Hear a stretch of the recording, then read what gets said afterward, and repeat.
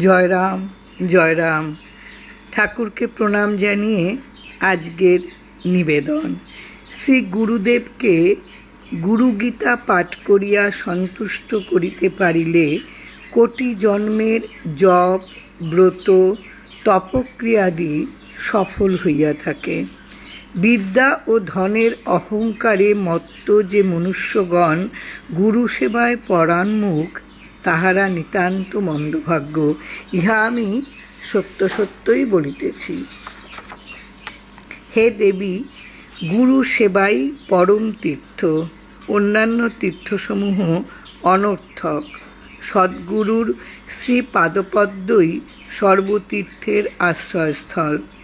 তোমার নিকট অগ্রে আমি যে এই রহস্য বিবৃত করিলাম, তাহা কোথাও প্রকাশ করিবে না। ইহা সংগোপনে এবং সযতনে রাখিবে। ইহা দ্বারা তুমি পরমার্থ লাভে সমর্থ হইবে।